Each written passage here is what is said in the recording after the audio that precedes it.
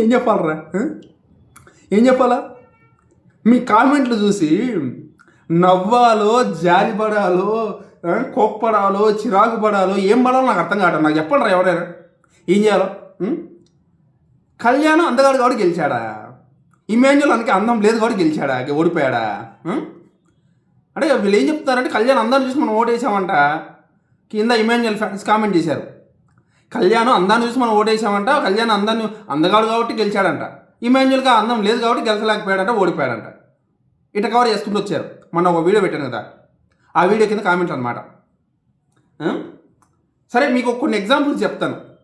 ఆ ఎగ్జాంపుల్స్ చెప్పిన తర్వాత అందగాళ్ళు కాబట్టి గెలుస్తారనే మీ మాట ఎంతవరకు కరెక్టో నేను చెప్తాను, మీకే అర్థమవుతుంది నేను చెప్పకపోయినా సరే. ఫస్ట్ సీజన్ 3 తీసుకున్నాం. సీజన్ 3 విన్నర్ ఎవరండి? రాహుల్ సిప్లిగంజ్.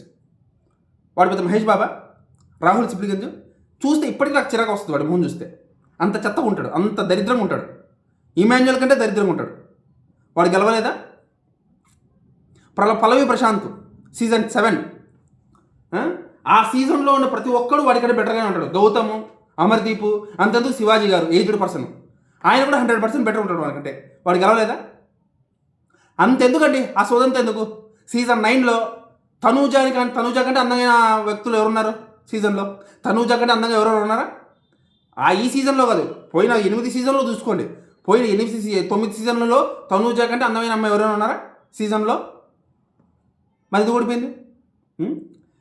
మీ పిచ్చి లాజికులకి నాకు ఏం చెయ్యాలో అర్థం కావడంలా, నాకు నవ్వాలో అర్థం కావడంలా, ఏడవాలో అర్థం కావడంలా, మిమ్మల్ని చిరాకు పడాలో జాలి పడాలో ఏం చేయాలో అర్థం కావడంలా. బ్రెయిన్ దొబ్బిందా? బ్రెయిన్ దొబ్బిందా అని అడుగుతున్నా. అందంగా ఉంటే గెలవడానికి ఇదేమన్నా మిస్ ఇండియా పోటీనా? అందంగా ఉంటేనే అవకాశం వస్తుంది ఇదేమన్నా సినిమా ఛాన్సా, లేకపోతే మిస్ ఇండియా ట్రోఫీనా? ఏమనుకుంటున్నారా మీరు? అందానికి గెలుపుకి సంబంధం ఏంట్రా? క్యారెక్టర్ అందంగా ఉండాలి, మొహం కాదు. క్యారెక్టర్ అందంగా ఉంటే గెలుస్తారు.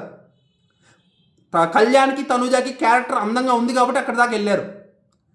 ఆ మహానుభావుడికి ఇమాన్యుల్కి క్యారెక్టర్ అందంగా లేదు కాబట్టి 3వ స్థానంలో రావాల్సిన వాడు కూడా 4వ స్థానంలో ఓడిపోయాడు. అది ఇక్కడ నిజం. అందంగా ఉండాల్సింది ఫేస్ కాదు, క్యారెక్టర్, మనసు అందంగా ఉండాలి. అది మీకు చెప్పినా అర్థం కాదు, ఎందుకంటే మీరు అర్థం చేసుకునే ఉద్దేశంలో లేరు కాబట్టి. మీరు అర్థం చేసుకోకపోయినా పర్వాలేదు, కిందికి వచ్చి పిచ్చి పిచ్చి లాజిక్లనే లాక్కండి బయటికి. పిచ్చి పిచ్చి లాజిక్లు చెప్పకండి. నాకు అసలే బ్రెయిన్ దొబ్బి ఉందని నవ్వుకుంటున్నాను నేను.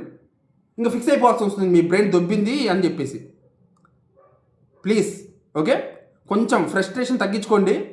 మీ వాడు సరిగ్గా ఆడలేదు కాబట్టి, సరిగ్గా బిహేవ్ చేయలేదు కాబట్టి పోయింది. అది మీరు మైండ్లో పెట్టుకోండి దయచేసి. ఇంకోసారి ఇలాంటి పిచ్చి పిచ్చి లాజిక్లు తీయకండి నాకు దగ్గరగా. కామెడీగా ఉంటుంది, చూసే వాళ్ళు కూడా నవ్వుకుంటున్నారు కింద కామెంట్లో, తెలుసా మీకు? మిగతా వాళ్ళు నవ్వుకుంటున్నారా? అర్థం చేసుకోండి కొంచెం.